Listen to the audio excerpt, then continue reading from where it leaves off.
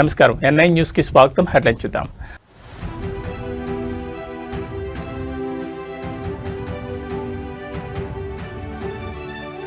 ఢిల్లీకి సీఎం రేవంత్, మహేష్ గౌడ్ రాజ్యసభ అభ్యర్థుల ఎంపికపై హైకమాండ్తో కీలక భేటీ.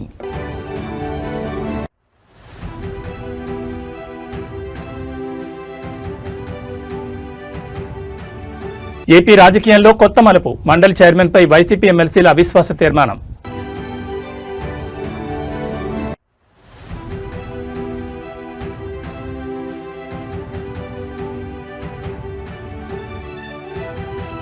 జైలు నుంచి బాల్కసుమన్ విడుదల. కాంగ్రెస్ ప్రభుత్వంపై నిప్పులు చెరిగిన మాజీ ఎమ్మెల్యే.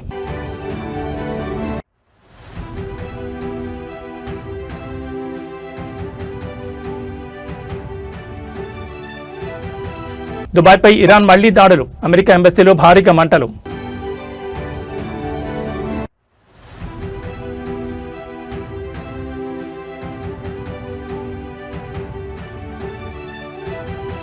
యుద్ధ భయంతో కుప్పకూలిన మార్కెట్లో సెన్సెక్స్ 1700, నిఫ్టీ 500 పాయింట్లు పతనం.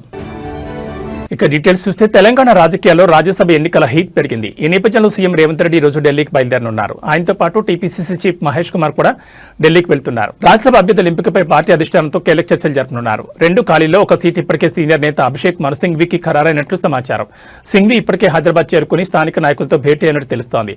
అధిష్టానం నిర్ణయాన్ని అధికారికంగా ప్రకటించే అవకాశం ఉంది. మిగిలిన ఒక్క సీటు విషయంలో మాత్రం పార్టీ వర్గాలు తీవ్ర చర్చలు సాగుతున్నాయి. ఈ సీటు కోసం పలువురు నేతలు పోటీ పడుతున్నట్టు తెలుస్తోంది. ముఖ్యంగా వి హనుమంతరావు, వేం నరేందర్ రెడ్డి పేర్లు ప్రధానంగా వినిపిస్తున్నాయి.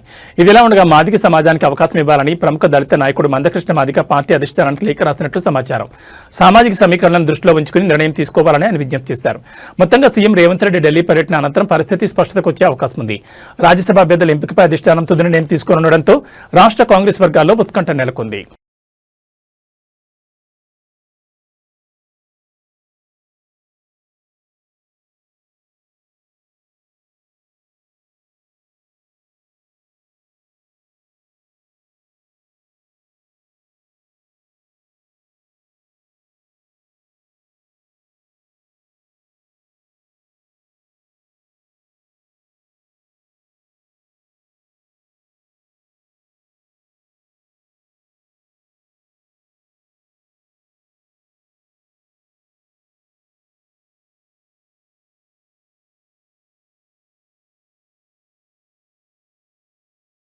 ఏపీ మండలి చైర్మన్ పై వైఎస్ఆర్సీపీ ఎమ్మెల్సీలు అవిశ్వాసం పెట్టే యోచనలో ఉన్నారు. వైసీపీ నుంచి ఇప్పటికే 5 ఎమ్మెల్సీలు రాజీనామా చేయగా మండలి చైర్మన్ మోషన్ రాజు వారి రాజీనామాలను ఆమోదించలేదు. దీంతో స్పీకర్ వైఖరిపై తీవ్ర అసంతృప్తితో ఉన్న ఎమ్మెల్సీలు అవిశ్వాసం పెట్టేందుకు సిద్దమవుతున్నారు. మొత్తం 8 మంది ఎమ్మెల్సీలు చైర్మన్ పై అవిశ్వాసం పెట్టేందుకు మొగ్గు చూపగా సరిపడా సంఖ్యాబలం ఉండడంతో ఆ దిశగా అడుగులు వేస్తున్నారు. పోతుల సునీత, కర్రి పద్మశ్రీ, బల్లి కళ్యాణ్ చక్రవర్తి, మర్రి రాజశేఖర్, జయమంగళ వెంకటరమణలు అవిశ్వాస తీర్మానం పెట్టేందుకు సిద్దమవుతున్నారు. దీంతో ఏపీ రాజకీయాల్లో ఈ అంశం హాట్ టాపిక్ గా మారింది. పదవులకు రాజీనామా చేసిన ఎమ్మెల్సీలంతా పార్టీ ఫిరాయింపులకు పాల్పడ్డారని వైసీపీ ఇప్పటికే ఫిర్యాదు చేయడంతో చైర్మన్ దీనిపై విచారణ చేపట్టారు. ఈ నేపథ్యంలో 4 రోజుల క్రితం బల్లి కళ్యాణ్ చక్రవర్తి, మర్రి రాజశేఖర్లతో విడివిడిగా సమావేశమై రాజీనామాలకు గల కారణాలను అడిగి తెలుసుకున్నారు. తమపై ఎవరూ ఒత్తిడి చేయలేదని, స్వతహాగానే రాజీనామా చేస్తున్నట్లు ఇద్దరు తెలిపారు.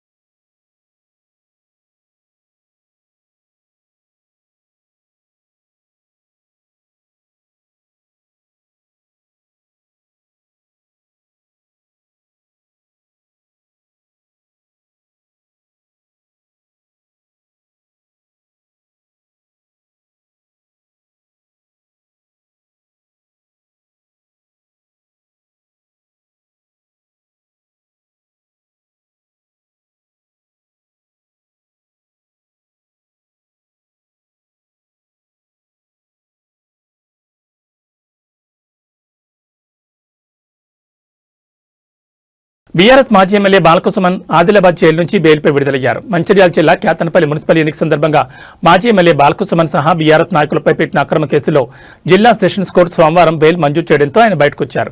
బాలకసుమన్తో పాటు రాజారెడ్డి, అనిల్, లక్ష్మీకాంత్ బెయిల్పై విడుదలయ్యారు. ఈ సందర్భంగా బాలకసుమన్ మీడియాతో మాట్లాడుతూ మున్సిపల్ చైర్పర్సన్, వైస్ చైర్పర్సన్ ఎన్నిక సందర్భంగా కేతనపల్లి మున్సిపల్ ఆఫీస్కు వెళ్తుండగా పోలీసులు అడ్డుకున్నారని తెలిపారు. మంత్రి వివేక్ వెంకటస్వామి కాన్వాయ్ను ఎలా పంపించారని అడిగితే పోలీసులు తమపై లాఠీచార్జ్ చేశారని పేర్కొన్నారు. వాడు దాడి చేస్తే మాపైనే రివర్స్ లో కేసు పెట్టారని మండిపడ్డారు. ఈ ఘటనలో 22 మందిపై అక్రమ కేసులు పెట్టారని చెప్పారు. కేతనపల్లి మున్సిపాలిటీ పరిధిలో కేవలం 7 స్థానాల్లో మాత్రమే గెలిచిన కాంగ్రెస్ పార్టీకి మున్సిపల్ పీఠం ఎలా వస్తుందని మండిపడ్డారు. ప్రజా తీర్పును మంత్రి వివేక్ గౌరవించడం లేదని విమర్శించారు. జిల్లాలోని కలెక్టర్ నుంచి తహసీల్దార్ వరకు ప్రతి ఒక్కరూ ప్రభుత్వ ఉద్యోగుల్లా కాకుండా విశాఖ ఇండస్ట్రీస్ ఉద్యోగులుగా పనిచేస్తున్నారని ఎద్దేవా చేశారు. కేతనపల్లి మున్సిపాలిటీలో వికృత క్రీడ ప్రారంభించారని బాలకసుమన్ అన్నారు. జైలు లోపల కూడా తమను ఇబ్బంది పెట్టారని వెల్లడించారు. నిన్న హోలీ, ఇవాళ నా కొడుకు పుట్టినరోజు. ఈ టైంలో నన్ను ఇంట్లో లేకుండా చేశారని ఆవేదన వ్యక్తం చేశారు. 10 ఏళ్ల బీఆర్ఎస్ పాలనలో ఎప్పుడూ కక్ష సాధించడంలో దిగలేదని తెలిపారు. అందరినీ కలుపుకుపోయాం తప్ప కక్ష సాధింపు చేయలేదని స్పష్టం చేశారు. నన్ను జైల్లో పెట్టారు కదా, ఇప్పుడు కడుపు మంట తగ్గిందని అనుకుంటానని అన్నారు. కేతనపల్లి మున్సిపల్ చైర్మన్ ఎన్నికను ఇప్పటికైనా సవ్యంగా నిర్వహించాలని డిమాండ్ చేశారు.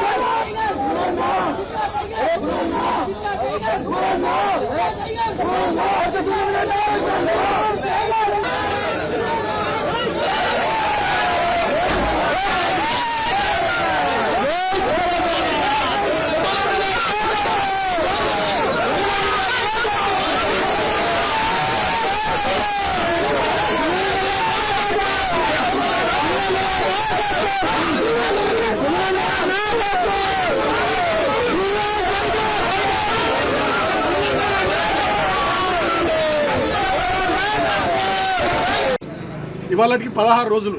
నేను ఇప్పుడు కోరుతా ఉన్న వివేక్ గారిని, ముఖ్యమంత్రి రేవంత్ గారిని, మీ కళ్ళు చల్లబడ్డాయా? మీ కక్ష తీరిందా? మీ కడుపు మంట చల్లారిందా? నన్ను జైల్లో పెట్టిరుగా 16 రోజులు. ఇంకా దుర్మార్గం ఏంటంటే నాకు మొన్ననే బెయిల్ రావాలి. మంచిర్యాల కోర్టు వచ్చింది, హైదరాబాద్ కోర్టు వచ్చింది, చెన్నూరు కోర్టులో నాకు బెయిల్ రావాలి. బలవంతంగా ప్రభుత్వ పెద్దలు ఒత్తిడి చేసి 5వ తేదీకి వాయిదా వేయించారు. కారణం ఏందో తెలుసా? నిన్న హోలీ, ఇవాళ నా చిన్న కొడుకు పుట్టినరోజు.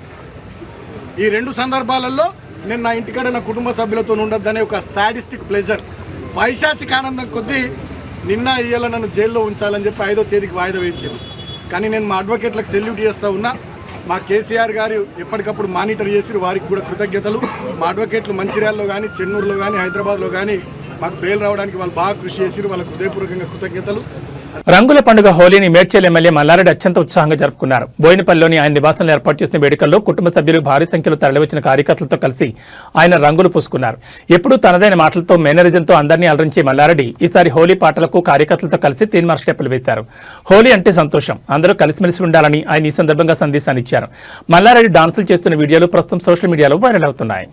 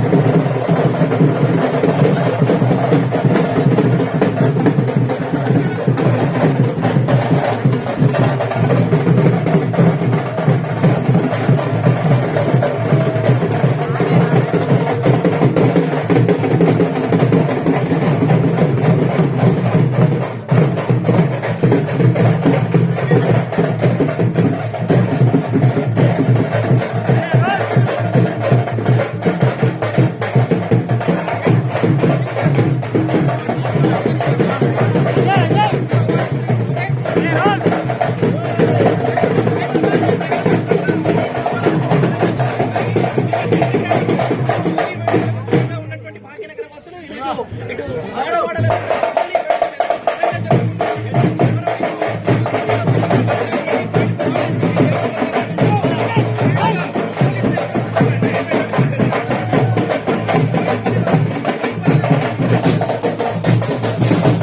సంగారెడ్డిలో జరిగిన హోలీ వేడుకలో టీపీసీసీ వర్కింగ్ ప్రెసిడెంట్ సంగారెడ్డి మాజీ ఎమ్మెల్యే జగ్గారెడ్డి సందడి చేశారు.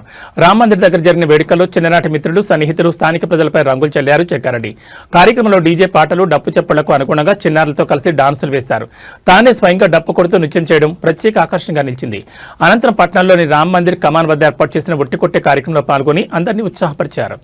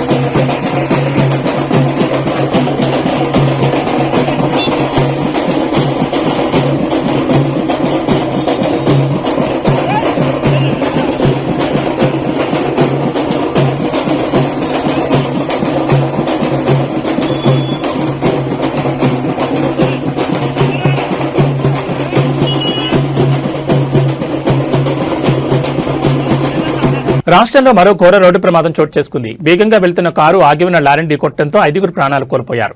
ఈ షాకింగ్ సంఘటన ఆంధ్రప్రదేశ్ రాష్ట్రంలోని చిత్తూరు జిల్లా గంగవరం మండలం వైఎస్ఆర్ జంక్షన్ సమీపంలో చోటు చేసుకుంది. అతివేగంగా వచ్చిన కారు కంటైనర్ను ఢీకొట్టడంతో ప్రమాదం తీవ్రత భారీగా మారింది. ఈ ప్రమాదంలో 3 మహిళలు సహా మొత్తం 5గురు ప్రాణాలు కోల్పోయారు. ఈ ప్రమాదానికి గురైన కారు బెంగళూరు నుంచి తిరుపతి వెళ్తుండగా చోటు చేసుకున్నట్టు తెలుస్తోంది. ఈ సమాచారం అందుకున్న పోలీసులు సంఘటనా స్థలానికి చేరుకుని మృతదేహాలను స్థానిక ప్రభుత్వ ఆసుపత్రికి తరలించారు. అనంతరం కేసు నమోదు చేసుకుని దర్యాప్తు చేస్తున్నట్టు తెలిపారు. కాగా ఈ ఘటనకు సంబంధించిన పూర్తి వివరాలు ఇంకా తెలియాల్సి ఉంది.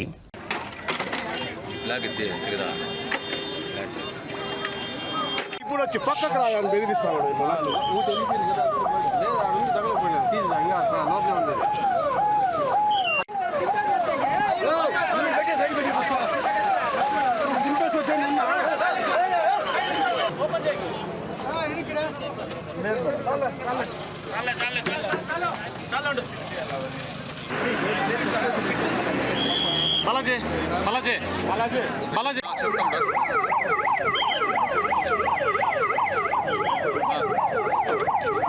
నార్మల్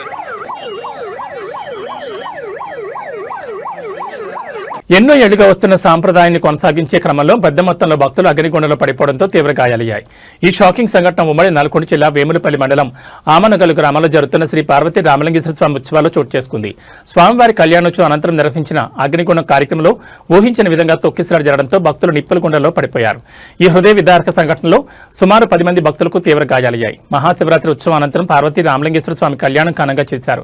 ఇందులో భాగంగా ఈ రోజు తెల్లవారుజామున 4 గంటలకు భక్తులు భక్తి శ్రద్ధలతో అగ్నిగుండం దాటే కార్యక్రమం నిర్వహిస్తున్నారు. ఈ క్రమంలో భక్తుల రద్దీ ఒక్కసారిగా పెరిగిపోయింది. అగ్నిగుండం దాటుతున్న సమయంలో వెనుక ఉన్న వారు ఒక్కసారిగా ముందుకు తూసేయడంతో తొక్కిసలాట చోటు చేసుకుంది. ఒకరినొకరు నెట్టుకోవడంతో అగ్నిగుండం దాటుతున్న వారు నియంత్రణ కోల్పోయి నేరుగా నిప్పుల కుప్పలో పడిపోయారు. ఈ ప్రమాదం జరిగిన వెంటనే అక్కడే విధుల్లో ఉన్న పోలీసులు స్థానికులు వెంటనే స్పందించి తమ ప్రాణాలు తెగించి నిప్పుల్లో పడిపోతున్న భక్తులను బయటకు లాగారు. పోలీసుల అప్రమత్తతో పెద్ద ప్రాణాపాయం తప్పినప్పటికీ 10 మంది భక్తులు నిప్పుల్లో పడి గాయపడ్డారు. బాధితులను హుటాహుటిన చికిత్స నిమిత్తం సమీపంలోని ఆసుపత్రికి తరలించారు. ప్రస్తుతం వారికి వైద్యులు అత్యవసర చికిత్స అందిస్తున్నారు. భక్తి పారవస్యంలో ఉన్న భక్తులు ఒక్కసారిగా జరిగిన ఈ ప్రమాదంతో తీవ్ర భయాందోళనకు గురయ్యారు.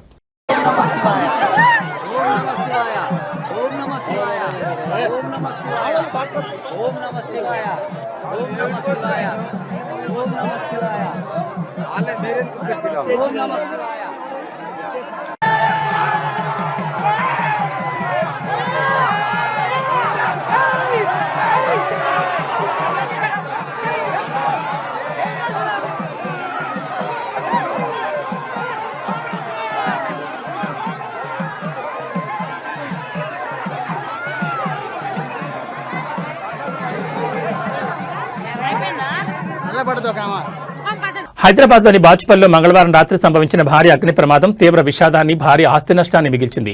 బాచుపల్లి మియాపూర్ ప్రధాన రహదారిపై ఉన్న ఫర్నిచర్ దుకాణాలు అగ్నికి ఆహుతవడంతో సుమారు 5 కోట్ల మేర నష్టం వాటిల్లిందని అంచనా వేస్తున్నారు. బాచుపల్లి ప్రధాన రహదారి వెంబడి కేజీఆర్ కన్వెన్షన్ సెంటర్ నుండి సాయినగర్ రోడ్ మలుపు వరకు వరుసగా సుమారు 25 ఫర్నిచర్ దుకాణాలున్నాయి. వీటిలో లక్షల రూపాయల విలువైన కలప సామగ్రి, సోఫాలు, ఇతర గృహోపకరణాలను నిల్వించుతారు. మంగళవారం రాత్రి 10 గంటల 45 నిమిషాల సమయంలో ఒక్కసారిగా మంటలు చెలరేగడంతో ఈ ప్రాంతమంతా దట్టమైన పొగతో నిండిపోయింది. ప్రాథమిక సమాచారం ప్రకారం విద్యుత్ షార్ట్ సర్క్యూట్ కారణంగా ఒక దుకాణంలో మంటలు మొదలయ్యాయి. కలప సామగ్రి కావడంతో మంటలు అతి వేగంగా పక్కనే ఉన్న మరో 17 దుకాణాలకు విస్తరించాయి. మొత్తం 18 షాపులు పూర్తిగా కాలి బూడిదయ్యాయి. కొందరు వ్యాపారులు తమ దుకాణాల్లోనే నివాసం ఉంటుండటంతో అక్కడ వంట గ్యాస్ సిలిండర్లున్నాయి. మంటల వేడికి సిలిండర్లు భారీ శబ్దాలతో పేరిపోయాయి. దీంతో స్థానికులు భయాందోళనతో పరుగులు తీశారు. ఈ మంటల ధాటికి సమీపంలోని కేజీఆర్ కన్వెన్షన్ సెంటర్ ముందు భాగం కూడా పాక్షికంగా దెబ్బతింది. సమాచారం అందుకున్న వెంటనే అగ్నిమాపక సిబ్బంది పలు శకటాలతో ఘటనా స్థలాన్ని చేరుకున్నారు. గంటల తరబడి శ్రమించి మంటలను అదుపులోకి తెచ్చారు. అదృష్టవశాత్తు ఈ ప్రమాదంలో ఎటువంటి ప్రాణ నష్టం జరగలేదు. కానీ ఏళ్ల తరబడి కష్టపడి నిర్మించుకున్న వ్యాపార సామగ్రి అంతా బుగ్గిపాలు కావడంతో వ్యాపారులు కన్నీరు మున్నీరవుతున్నారు.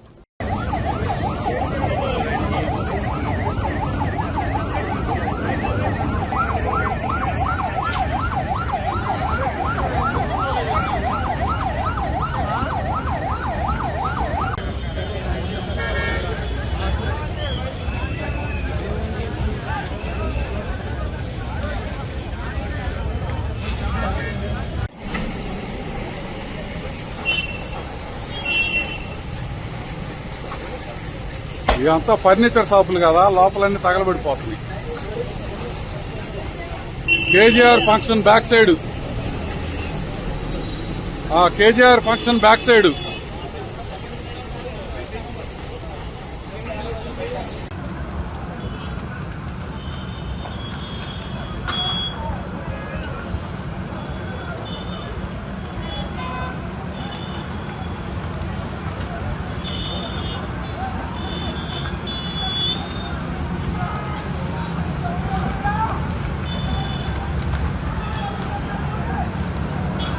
ఇరాన్లోని ఉర్మియా నగరంపై అమెరికా, ఇజ్రాయెల్ జరిపిన వైమానిక దాడులు కలకలం రేపాయి. భారతీయ విద్యార్థులు నివసిస్తున్న హాస్టల్కు కేవలం 300 మీటర్ల దూరంలోనే బాంబులు పడడంతో భవనాలన్నీ కంపించాయి.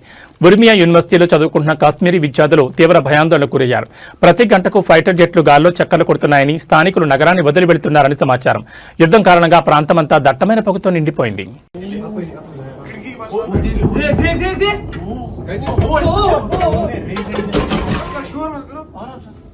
उधर ही फिर से तो वो ये रेजिडेंस ये नहीं है कैंप यस कैंप मैं बराबर बैक रेलवे स्टेशन बे हो रहेगा देखिए यहाँ बसी है, यहाँ फूड एक्टिव है, देखो पूरा सा ये बंद हुआ है।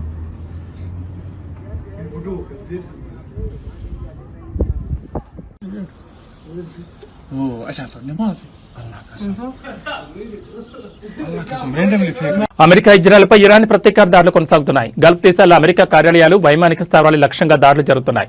తాజాగా దుబాయ్లోని అమెరికా రాయబార కార్యాలయంపై డ్రోన్ దాడి చేసింది. దీంతో రాయబార కార్యాలయంలో భారీగా అగ్ని ప్రమాదం సంభవించింది.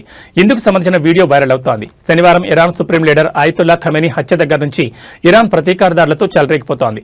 ఆది, సోమ, మంగళవారం వరుస దాడులతో విరుచుకుపడుతోంది. గల్ఫ్ దేశాలని ఇరాన్ లక్ష్యంగా చేసుకుని దాడులు చేస్తోంది. కువైట్, రియాద్లోని అమెరికా రాయబార కార్యాలయాలు లక్ష్యంగా దాడులు జరిగాయి. డ్రోన్ క్షిపణితో ఇరాన్ దాడులు చేస్తోంది. దుబాయ్లోని అమెరికా కాన్సులేట్ సమీపంలో డ్రోన్ దాడి చేయడంతో అగ్ని ప్రమాదం జరిగింది. కానీ ఎవరికీ ఎటువంటి గాయాలు కాలేదని తెలుస్తోంది. రాయబార కార్యాలయ సిబ్బంది సురక్షితంగా ఉన్నారని అమెరికా విదేశాంగ కార్యదర్శి మార్కో రూబియో ధృవీకరించారు. మంగళవారం తెల్లవారుజామున రియాద్లోని అమెరికా రాయబార కార్యాలయంపై ఇరాన్ 2 డ్రోన్లు దాడి చేయడంతో స్వల్ప అగ్ని ప్రమాదం సంభవించిందని సౌదీ అరేబియా రక్షణ మంత్రిత్వ శాఖ తెలిపింది. భవనానికి స్వల్ప నష్టం వాటిల్లిందని పేర్కొంది. ప్రజలెవరూ రాయబార కార్యాలయాలకు రావద్దని సూచించింది. భారీగా మంటలు వ్యాపించాయని అత్యవసర బృందాలు రంగంలో దిగి వాటిని అదుపులోకి తెచ్చినట్టు తెలిపింది. ఎవరికీ ఎలాంటి గాయాలు కాలేదని వెల్లడించింది.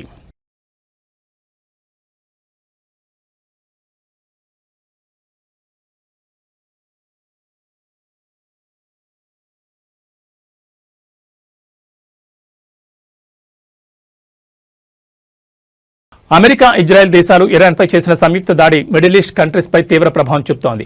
నేరుగా అమెరికాపై దాడి చేయలేని ఇరాన్ అరబ్ కంట్రీస్లోని అమెరికా, ఇజ్రాయెల్ స్థావరాలను లక్ష్యంగా చేసుకుని దాడులు చేస్తోంది. దీంతో యుద్ధ భయంతో స్థానిక ప్రజలు తీవ్ర ఆందోళన చెందుతున్నారు. ఈ పరిణామం స్టాక్ మార్కెట్లపై భారీ ప్రభావం చూపుతోంది. దీంతో అంతర్జాతీయంగా ముదురుతున్న యుద్ధ మేఘాలు భారతీయ స్టాక్ మార్కెట్లను కుదిపేస్తున్నాయి. ఇవాళ ట్రేడింగ్లో దలాల్ స్ట్రీట్ చరిత్రలో నిలిచిపోయే భారీ పతనాన్ని చవిచూస్తుంది. ఇరాన్, అమెరికా, ఇజ్రాయెల్ మధ్య ఉద్రిక్తతలు తీవ్రం కావడం, దక్షిణ ఇరాన్లోని బూషహార్ ఎయిర్పోర్టుపై జరిగిన దాడుల వార్తలతో ఇన్వెస్టర్లు బెంబేలెత్తిపోయారు. ఫలితంగా సెన్సెక్స్ ఏకంగా 1700 పాయింట్ల కుప్పకొలగా నిఫ్టీ 500 పాయింట్లకు పైగా క్షీణించి కీలక మద్దతు స్థాయిలో దిగువకు పడిపోయింది. ఈ ఒక్కరోజు పతనంతో ఇన్వెస్టర్ల లక్షల కోట్ల సంపద ఆవిరైంది. ఈ యుద్ధం కారణంగా కేవలం స్టాక్ మార్కెట్లే కాకుండా భారత రూపాయి విలువ కూడా రికార్డు స్థాయిలో పతనమైంది. అంతర్జాతీయ మార్కెట్లో ముడి చమురు ధరలు పెరగడం, హర్మూజ్ జలసంధి మూసివేత భయాలతో డాలర్కు డిమాండ్ విపరీతంగా పెరిగింది. ఫలితంగా అమెరికా డాలర్తో పోలిస్తే రూపాయి విలువ ఒక్కరోజే 67 పైసలు క్షీణించి 92.17 వద్ద ఆల్ టైంలోకి చేరుకుంది. రూపాయి ఇంత భారీగా పతనం కావడం భారత ఆర్థిక వ్యవస్థపై, ముఖ్యంగా దిగుమతులపై తీవ్ర ప్రభావం చూపుతుందని ఆర్థిక నిపుణులు ఆందోళన వ్యక్తం చేస్తున్నారు. ఈ భారీ పతనానికి ప్రధానంగా ఇరాన్ అగ్రనేత ఖమేనీ మరణం తర్వాత పరిణామాలు అంతర్జాతీయ మార్కెట్లో చమురు సేగ తోడయ్యాయి. విదేశీ ఇన్వెస్టర్లు భారత మార్కెట్ల నుంచి తమ పెట్టుబడులను వేగంగా ఉపసంహరించుకోవడంతో బ్యాంకింగ్, ఐటీ, ఆటో రంగాల షేర్లు భారీగా నష్టపోయాయి. యుద్ధం కనుక మరికొన్ని రోజులు కొనసాగితే మార్కెట్లు మరింతగా కుంగిపోయే ప్రమాదం ఉందని ఇన్వెస్టర్లు ఆచితూచి అడుగు వేయాలని మార్కెట్ విశ్లేషకులు హెచ్చరిస్తున్నారు.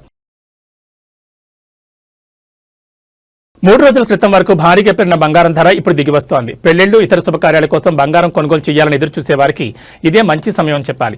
వరుసగా 3 రోజులు 10 గ్రాముల బంగారం ధర 8,580 నుంచి 7,850 వరకు తగ్గింది.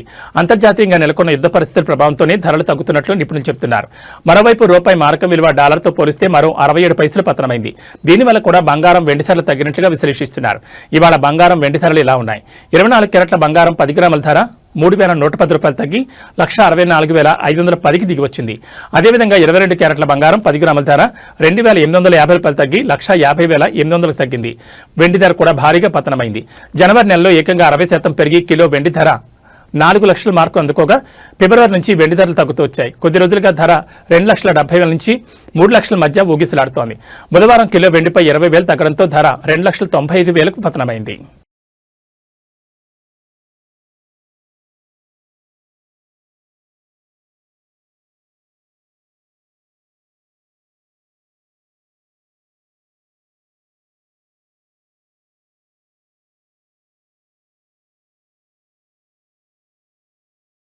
న్యూస్ ముగించే ముందు హెడ్లైన్స్ మరోసారి.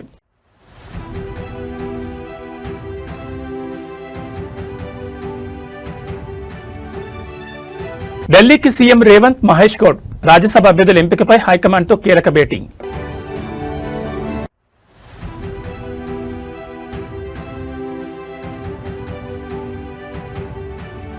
ఏపీ రాజకీయాల్లో కొత్త మలుపు, మండలి చైర్మన్పై వైసీపీ ఎమ్మెల్సీల అవిశ్వాస తీర్మానం.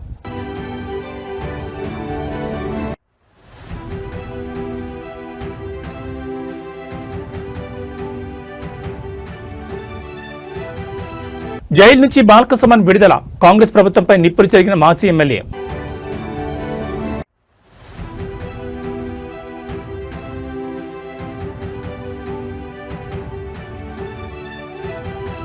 దుబాయ్పై ఇరాన్ మళ్లీ దాడులు, అమెరికా ఎంబసీలో భారీగా మంటలు.